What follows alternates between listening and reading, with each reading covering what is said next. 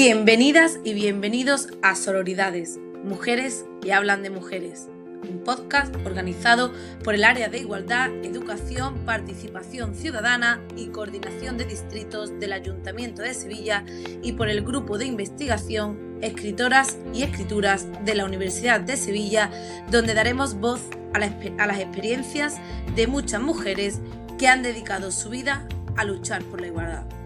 En el episodio de hoy, Mercedes Arriaga Flores, catedrática de la Universidad de Sevilla, y Ketxu Aramburu, presidenta del Fórum de Políticas Feministas de Sevilla, hablarán sobre políticas feministas. Buenas tardes a todos y a todas en esta cuarta sesión de Sororidades, Mujeres que hablan de mujeres.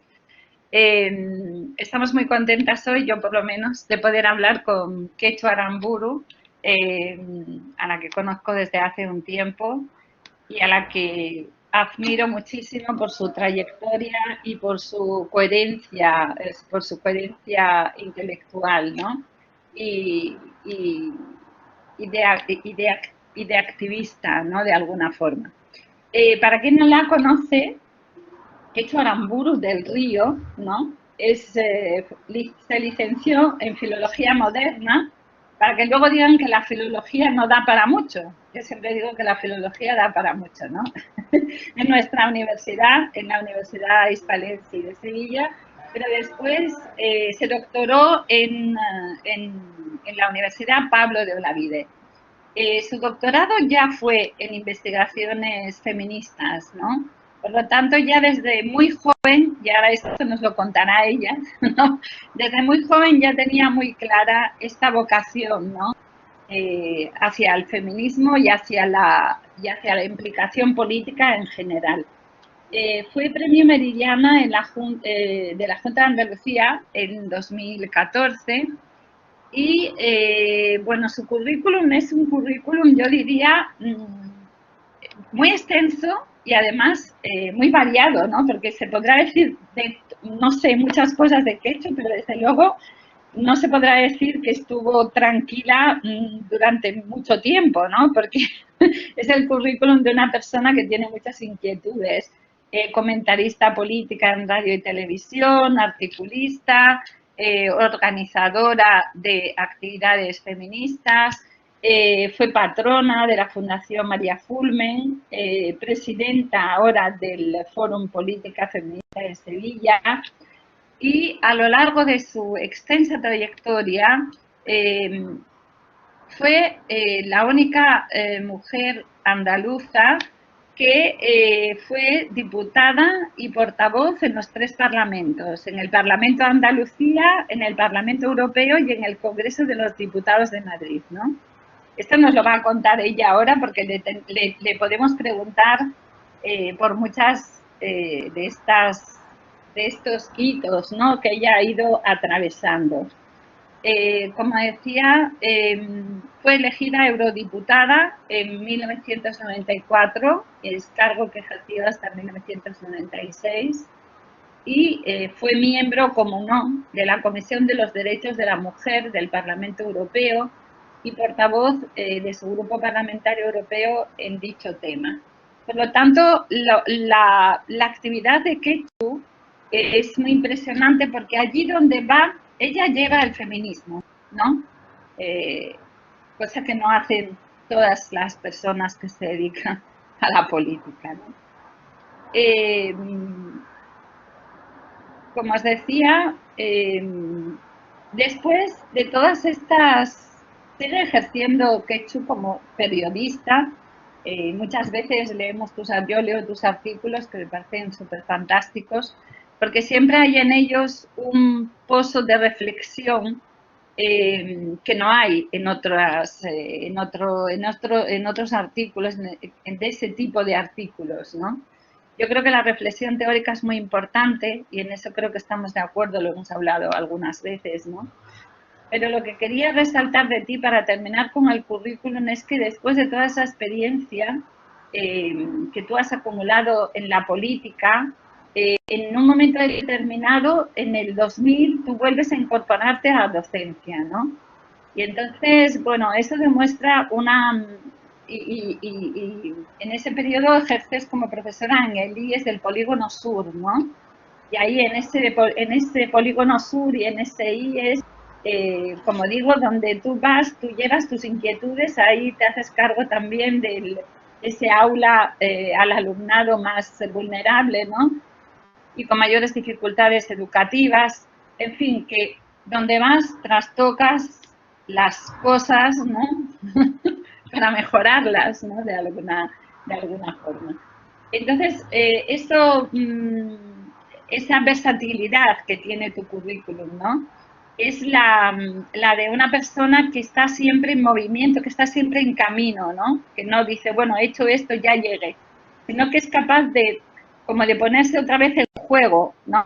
O sea, pues bueno, desde el Parlamento Europeo al IES del Polígono Sur, ¿no? Tú sigues siendo la misma Quechu, ¿no? Y eso me parece súper genial.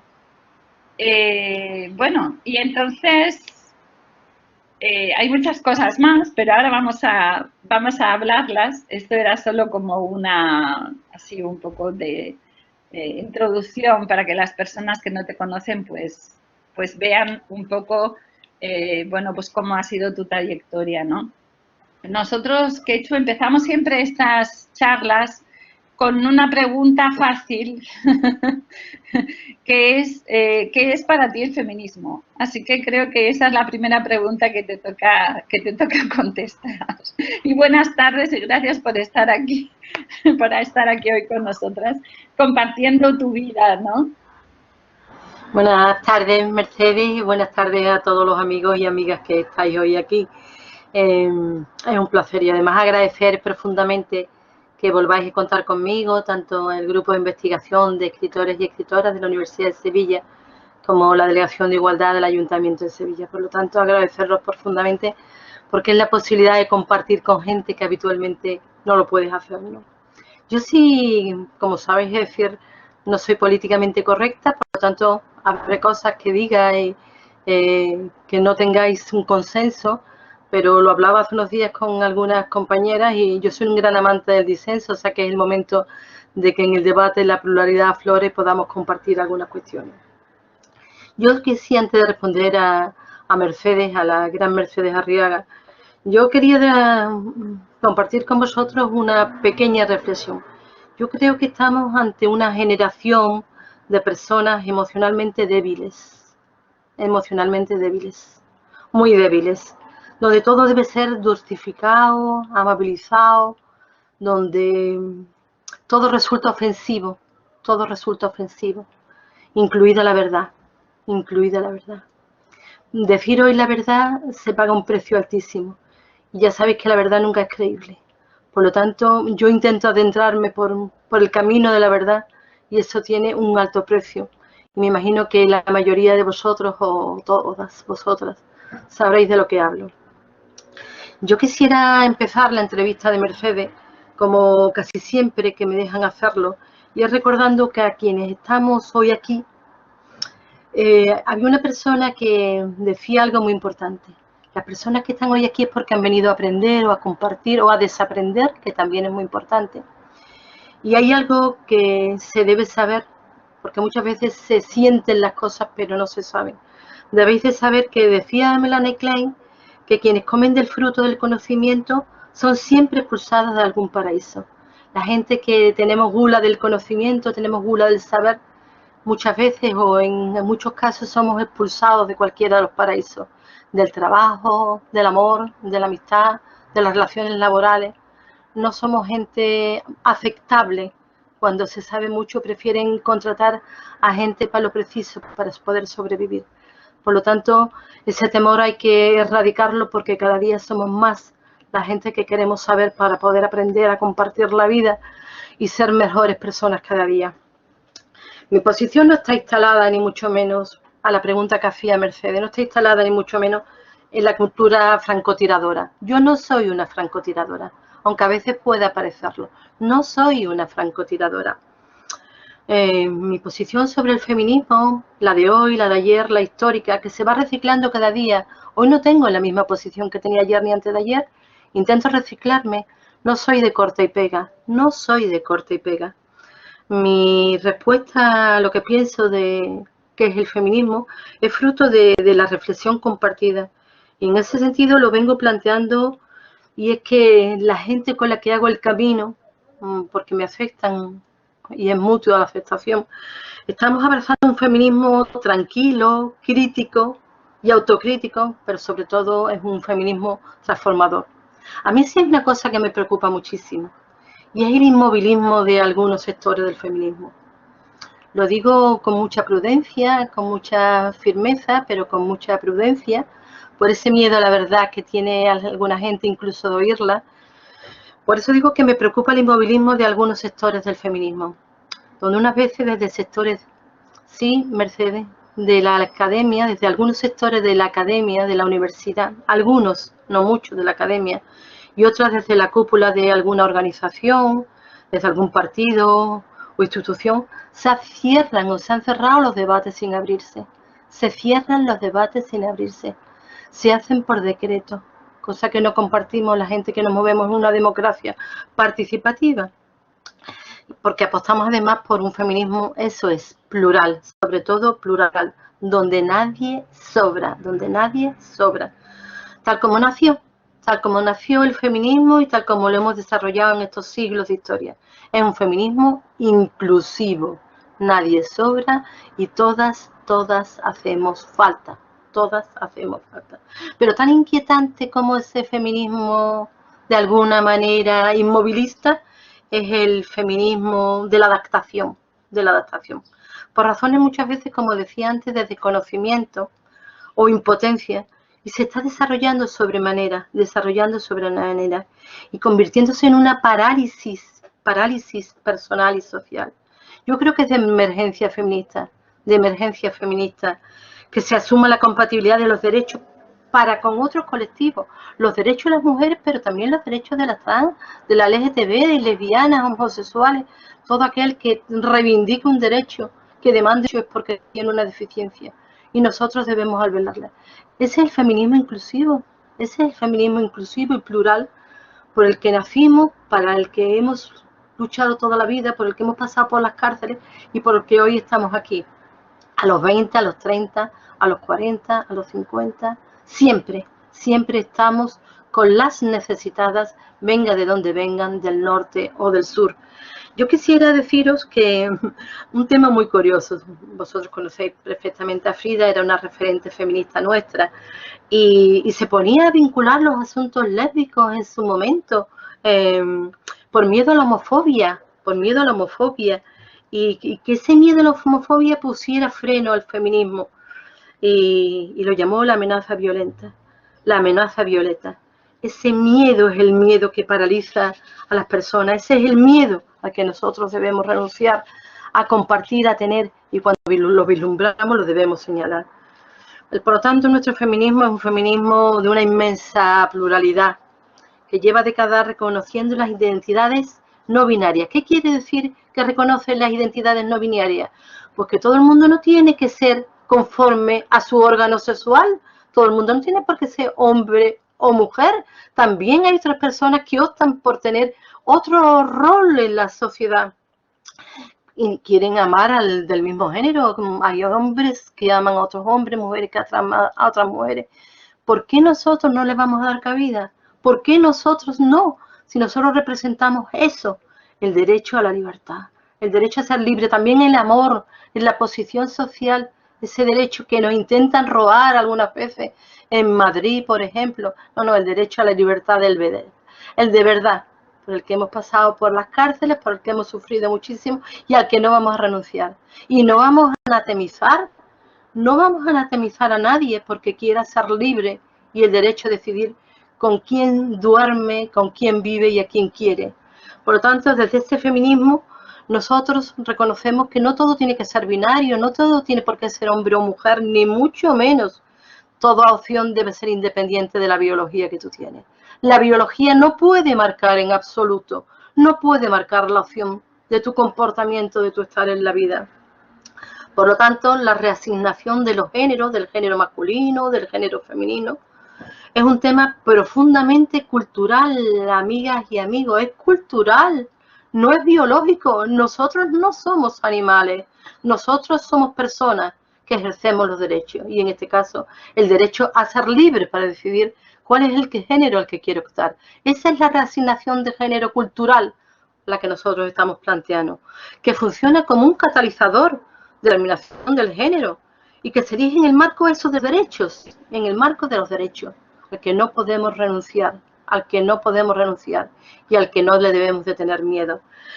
Decía Maribrea, la grandísima Maribrea, a mí que me influye tanto en mi vida cada día, no sé qué significa ser mujer sin ser feminista.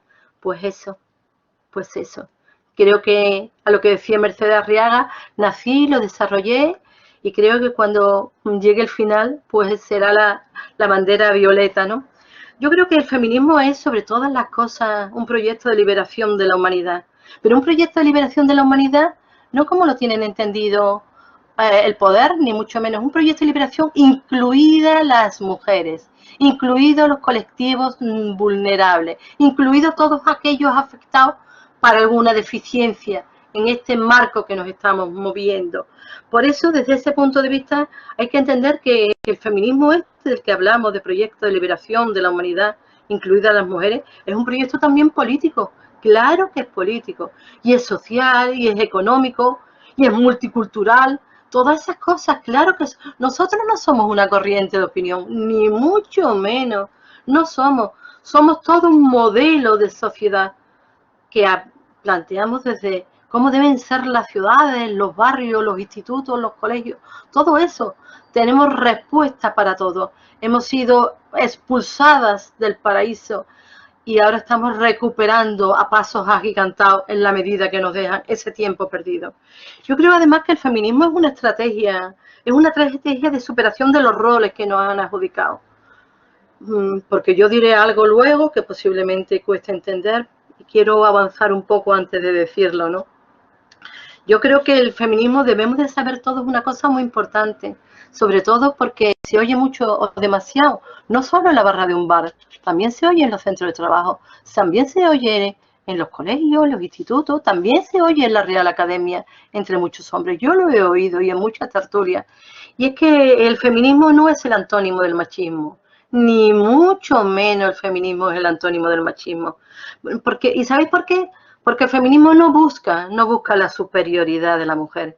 Eso se llama embrismo. Quien busca la superioridad de la mujer se llama, amigas y amigos, embrismo. No lo olvidéis, se llama embrismo. Al igual que el desprecio del varón, se denomina misandria.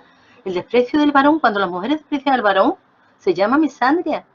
Y cuando queremos ser más que ellos, pues se llama embrismo. Por lo tanto, no tiene nada que ver el machismo como antónimo del feminismo. Yo quisiera decir que el feminismo, amigas, que lo practicáis cada día, que sepáis que es una tremenda renuncia en lo personal, un tremendo compromiso en lo público. Yo me parece que es importante que digamos muchas cosas. Me gustaría hablar, porque hablar de feminismo sin hablar de patriarcado es casi, digamos, un atentado a la respuesta. Si Mercedes me deja, sigo, o si en los tiempos hay que medirlo en términos italianos, con más brevedad, Mercedes tiene la palabra para decirme qué le parece más correcto. Pero por supuesto, Keitsu, nosotros queremos con tus palabras, estás atravesando todas las preguntas que yo tengo aquí para ti, ¿no? Porque tú nos estás hablando de política, ¿no? ¿Cómo tú, desde qué perspectiva has hecho tú tu política, que te has dedicado a la política gran parte de tu vida, ¿no? Gran parte de tu vida a la política y gran parte de tu vida al activismo. O siempre has hecho activismo y una parte de ese activismo ha consistido en la política, ¿no? Yo creo que nos estás dando las claves, ¿no? Para entender cómo ha sido un poco tu trayectoria y eso pues puedes seguir, ¿no? Si quieres. Y vas a hablarnos del patriarcado. Sí, en ese sentido, digamos, porque manejamos muchas veces titulares y conceptos, pero yo creo que fruto de la información de alguna manera deformada que nos hace más analfabetos porque somos más susceptibles de ser manipulados, yo creo que es bueno que pongamos en común algunos conceptos y lo que quieren decir, sobre todo por lo que están haciendo con nosotras, ¿no? Y desde ese punto de vista, para mí, hablar de feminismo es hablar de patriarcado, sin lugar a dudas, es hablar de patriarcado. ¿Por qué? Porque el patriarcado es ni más ni menos, ni más ni menos que la institucionalización del dominio masculino, pero en la sociedad en general, no en el ámbito privado o el público, en la sociedad general, en lo público y en el patriarcado, y en lo privado. Yo deciros que el patriarcado es todo un sistema de sistemas, es algo milimétricamente planteado, expuesto, desarrollado. Esas cosas que tú dirías, si de alguna manera estuviera a favor del bien de la humanidad, chapó por cómo lo habéis hecho. Casi siempre el capitalismo, desgraciadamente, perfecciona mucho su sistema. El patriarcado decía que es un sistema de sistemas, históricamente, ya sabéis, construido, que se basa en construir socialmente la supremacía del varón y que parezca todo normal, muy natural, ¿no? Y que ejerza el poder en todos los ámbitos de manera normal y natural. ¿Dónde está el padre? ¿Dónde está el jefe? ¿Dónde está el político? ¿Dónde está él? Siempre donde está él. Y sobre todo que dónde está su propiedad. Que sea el patrón, que sea el propietario de la mujer, el propietario de la casa, el propietario de los hijos, el propietario de casi todo. Hay excepciones valiosísimas. Yo en mi vida tengo una o dos importantísimas y claro que hay excepciones, pero en estos casos se habla de no de las reglas que confirman las excepciones, sino se habla de la generalidad. Y el problema es que el patriarcado, ¿sabéis cómo está perpetuándose? ¿Sabéis cómo se perpetúa? A través de algo que parece terrorífico y muy complejo, pero que ellos manejan muy sutilmente. Y el patriarcado se perpetúa con las violencias.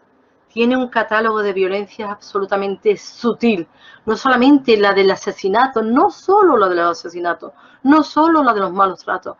Es una violencia gota a gota que todos los días y cada día, en cada rincón de la vida, se plasma en algún momento, en algún instante, con algún niño, con algún mayor, con alguna persona, siempre está ahí.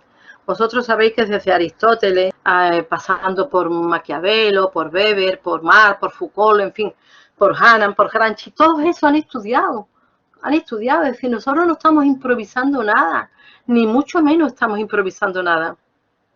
Estamos detectando lo poderoso y lo indestructible que es el patriarcado. Eso es lo que estamos detectando. Pero indestructible hasta hoy, amigas y amigos, indestructible hasta hoy. Pero ¿sabéis lo que más me preocupa de ese patriarcado a mí? Sus trampas, las trampas sutiles del patriarcado, de las que somos víctimas las mujeres, de las que somos víctimas las feministas. Y hay que estar muy alerta. Me explico, porque esto me parece importante, ¿no? El feminismo significa también desmontar la misoginia que hay entre nosotras. Yo el último libro que he escrito, Imprescindible, se trata de eso, justamente de eso, de esa misoginia entre las mujeres, de la virulencia en el comportamiento, a veces casi siempre muy solapado, casi siempre muy solapado. Pero está cargado de competitividad, esa misoginia, esa competitividad entre las mujeres es demoledora. ¿Sabéis por qué? Porque es la gran cómplice, es el gran cómplice del patriarcado. Nuestra competitividad nos hace profundamente débiles y todo eso bajo la sospecha, que también lo planteo en el libro, es que te vaya bien pero no mejor que a mí, que te vaya bien pero no mejor que a mí. Entonces yo creo, Mercedes, es decir, porque tú sigas preguntando, porque a mí me apasiona el tema de explicar qué está pasando, pero creo que tú me debes de preguntar y yo te debo de responder, ir planteando algunos de los temas centrales que en este momento hacen más vulnerable al sonoro feminismo, ¿no? Ketxu, tú compartes, habrás visto muchas veces las pancartas en las manifestaciones, ¿no? El patriarcado va a caer. ¿Has visto esa frase, no? ¿Has oído esa frase? Sí. ¿Tú qué piensas? Yo personalmente pienso que las chicas, que es una idea que quizá abanderan más las nuevas generaciones, ¿no? Que me parece un ataque de utopía fantástico, pero ¿Tú qué opinas? Yo creo que, como diría un político o una política al uso, estamos en ello, pero de todas maneras todavía seguimos en el túnel, es decir, sobre todo porque está profundamente, es un hijo o el hermano mayor o el padre del capitalismo, y parece que en este momento el tema tiene una envergadura a nivel mundial que, aun siendo vulnerable, no está cercana. Esa frase, esa pintada, ese artículo que hoy sale en la prensa, creo que Mercedes, creo que hay que seguir trabajando con mucha esperanza, pero esa utopía no pertenece al día de hoy. Pero yo creo que sí hay cosas que hacer. A mí me preocupa mucho, Mercedes, por ejemplo, la negación, ¿no? La negación. Decía Betty Friedan que hay que situar el feminismo frente a la relación que tienen esa dominación masculina con esa explotación capitalista, con esa explotación capitalista. Yo creo que es necesario amueblarse más y mejor. Es decir, yo creo que no basta solamente con formarse, con educarse, hay que formarse en lo que está pasando, y en lo que está pasando con respuestas solventes, con mucho rigor. ¿Eso qué quiere decir? Pues que hay que despatriarcalizarse, pues que nosotros tenemos que desaprender, es decir, que las mujeres, por muy feministas, por muy radicales que seamos, seguimos haciendo casi las mismas cosas que hacían nuestras madres y nuestras abuelas, y cediendo un lugar a ellos, casi las mismas, es decir, mucho más revestidas de progresía y de que somos fantásticas, modernas y alternativas, pero casi las mismas cosas. Yo creo que tenemos nosotros además muchas obligaciones, por ejemplo, la obligación de neutralizar la tendencia, a neutralizar lo que pasa.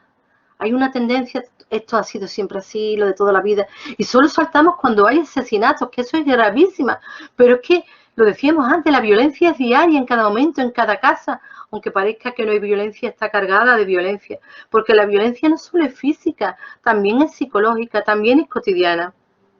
Yo además creo que es muy importante que no sigamos patologizando.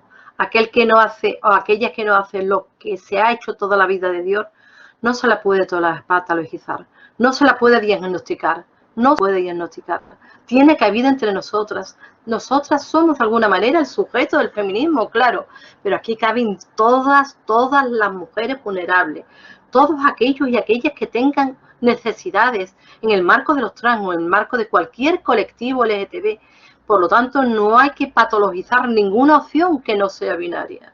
O eres binaria o estás patologizada. No, amigos y amigas, nos estamos equivocando. Estamos fragmentándonos, que es lo que quiere el capital y el patriarcado.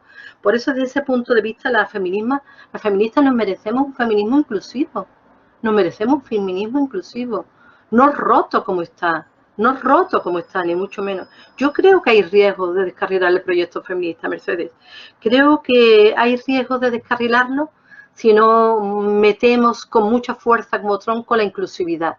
Es decir, que se unan todas aquellas que. Yo creo que nuestro ADN es el ADN de ser una hora de las desigualdades. Ese es nuestro ADN, Mercedes. Kitsu, yo creo que las personas que nos están escuchando querrían saber qué hace el Fórum de Política Feminista, del que tú eres presidenta. El Fórum de Política Feminista de Mercedes, es decir, está como todos los colectivos sociales. Me consta porque pertenezco a algunos. Y está replanteándose el qué hacer, qué ser de mayores. Es decir, cuáles son las necesidades de la sociedad, cuáles son las necesidades de las mujeres y cómo podemos incidir. El problema, Mercedes, es que nos tienen entretenidas, jugando cada uno en una parcela, como si fuéramos a cambiar el mundo. Y para cambiar el mundo hay un eje central importantísimo. Nosotros ayer en concreto, el fórum, que me preguntas por él, tomamos una decisión que yo creo clave, ya con el permiso de las compañeras anticipo, y es que nosotros en septiembre, el Fórum de Política Feminista de Sevilla va a crear un fórum, mejor dicho, y digamos que me consta que no habrá plagio, va a crear el Ágora de Formación Feminista. Es decir, porque queremos formar en feminismo, no solo en el feminismo en general, sino en el feminismo el que hablamos, el inclusivo, el de la diversidad, el que tiene esa prevalencia sobre el resto de los apellidos, el de la diversidad. Yo creo que Es que hay muchos peligros, Mercedes. Estamos ante un peligro gravísimo y es que estamos posiblemente ante el fin de la política. ¿Cómo me diréis? ¿Cómo me dirás, Mercedes? Sí, sí, la política pasa a un segundo lugar. Ya quien decide y manda es el poder, no es la política. No es la política. Por eso nosotros somos el Fórum de Política Feminista, porque queríamos hacer cambiar sin contar con ese poder que nos trata, que nos gestione como auténticas marionetas en la vida. Yo desde ese punto de vista creo que mucho cuidado con el activismo del me gusta, mucho cuidado con el activismo del me gusta, me parece francamente preocupante, porque no tiene validadas las políticas. El feminismo del me gusta no tiene validadas las políticas. Ese que todo el mundo todos los días le pone me gusta, me gusta, me gusta, no ha validado las políticas, o al menos no todas las políticas. Yo desde ese punto de vista también estoy profundamente preocupada y así lo he trasladado con la mercantilización de los derechos nuestros. Yo creo que estamos entrando en el negocio de la igualdad, en el negocio de la igualdad. ¿Sabéis una cosa? Y es que viene mucho dinero o sale mucho dinero de Europa, de Madrid, de fondos, y cada día ves más consultoras, ves más negocios feministas, que no los chiringuitos de Vox, ni mucho menos, ellos van por otro camino. Yo digo de nosotras mismas, nuestros derechos no pueden estar mercantilizados. El Estado, los gobiernos están obligados a formarnos, a protegernos, a prevenir, a cambiar el mundo. Y no se pueden mercantilizar los derechos. No puede haber negocio del feminismo, ni mucho menos, ni mucho menos. Desde ese punto de vista, amigos y amigos, yo sí quiero ejemplificar algunas cosas. Nosotros no decimos esto porque sí, ni mucho menos. Es que resulta de... Mercedes, quería decir algo y te he interrumpido. No. ¿Perdona? No. Yo es que nosotros no hacemos teoría por hacerlo. No estamos en un laboratorio. Sí, dime, perdona, Mercedes. No, estaba siguiendo tu discurso, ¿no? Estabas hablando de los feministas o de los feministas, ¿no? Que no son los feministas, ¿no? Ni las feministas. Ya un poco eso que estaba diciendo, nada más. No, yo lo que quería decir, Mercedes, que no piensen que somos unas teóricas, que estamos en ágoras dilucidando el quehacer con el movimiento feminista. No, no. Vosotros tenéis que saber que en el mundo, de los 2/3 de los 776 millones de personas adultas que hay, el 16% de la población mundial son mujeres. Son mujeres. Y en los países en desarrollo, 1 de cada 5 niñas que empieza su educación primaria no llega a terminarla. No llega a terminarla. Grave, ¿eh? Grave. Y 6 de cada 10 mujeres son golpeadas o forzadas a tener relaciones a lo largo de su vida. ¿Cómo? Que 6 mujeres cada 10 son obligadas o golpeadas a tener relaciones. ¿Por qué? Porque el mandato del poder es que tienen que estar resignadas y sometidas a lo que diga el poder. Y 1 de cada 5 mujeres víctimas de violación o de intento de ella a lo largo de su vida. ¿Cómo? Que me penetras sin mi permiso y sin mi consentimiento, porque el mandato del poder que yo ejerza como mujer es que todo vale, o que el 72% de los 32 millones de refugiados que hay en el mundo son mujeres. Es grave, ¿eh?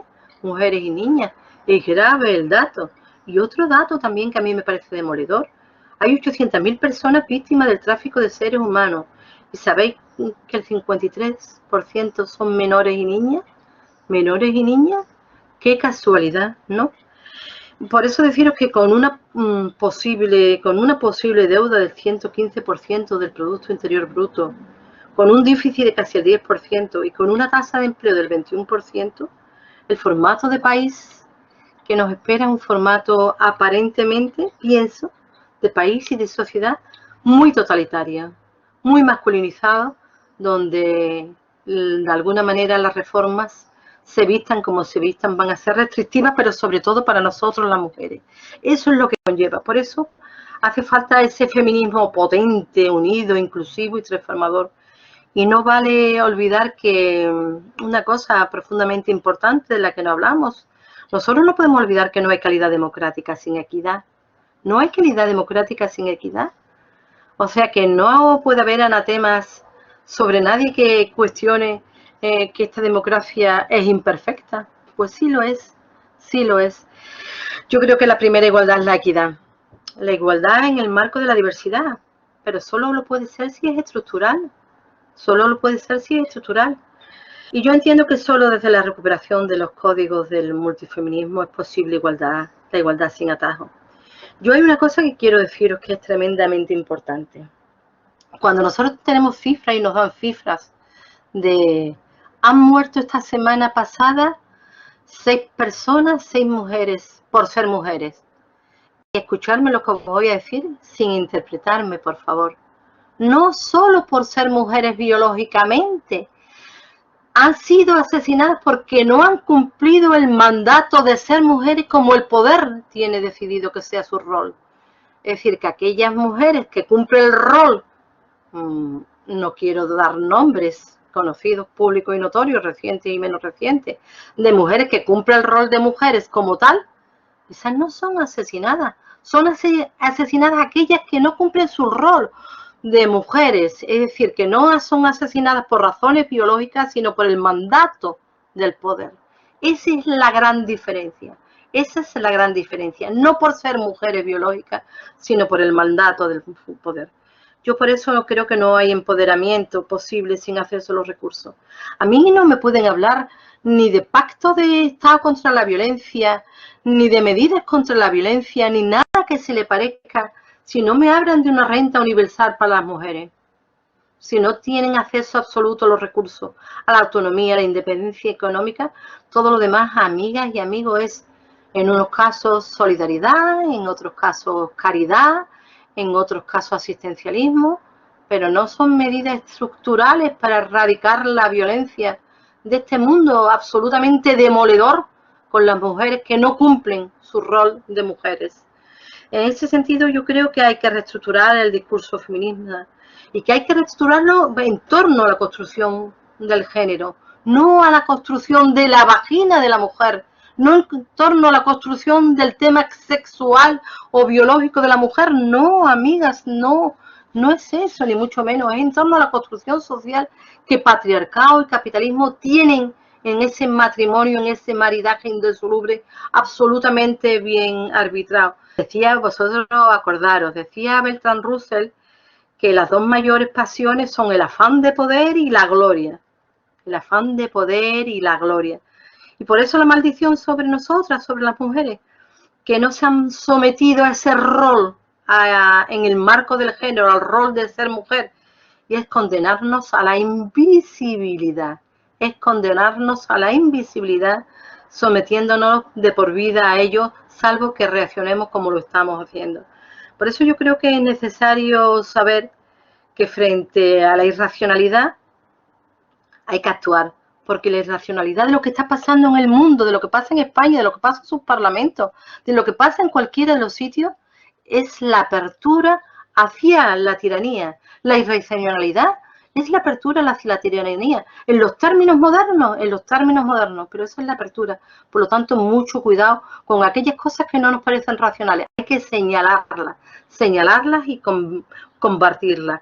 Yo entiendo una cosa y me parece importante compartirla con vosotros, y es que la verdad del presente o la verdad histórica para el feminismo es la verdad de la gente visible y es la verdad de los vencedores. Por lo tanto, nuestra verdad no está hoy sobre ningún despacho, sobre ninguna mesa, sobre casi ningún congreso, sabe que en ningún sitio. Por eso la importancia de hacernos visibles, para que la verdad de las mujeres aparezca en el orden del día de la sociedad. Yo creo, amigas, que la ética feminista es un asunto de debate democrático. Es un asunto de debate democrático.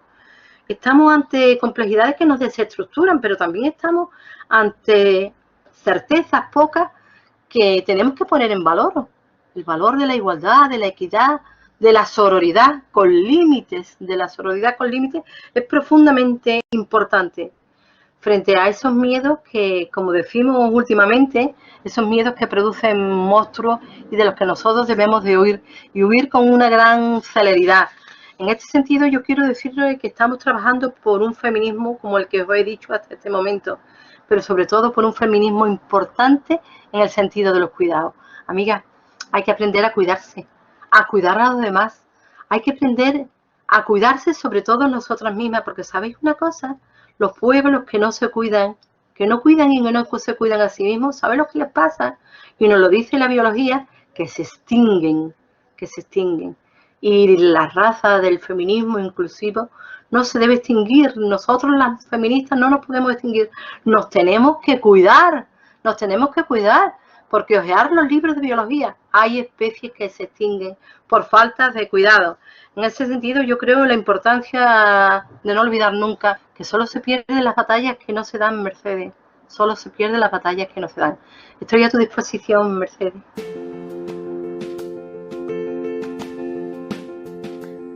Muchas gracias a Quecho Aramburu por compartir todas sus teorías feministas, su experiencia y sus reflexiones con nosotras. Y gracias a vosotras y vosotros que nos estáis escuchando y que habéis llegado al final de esta entrevista. Estaremos muy activas en nuestras redes sociales, tanto en el Instagram de Sororidades como en el grupo de investigación. Y os iremos comunicando y anunciando todos nuestros próximos podcasts y nuestras próximas actividades. Hasta la próxima, compañeras sororas.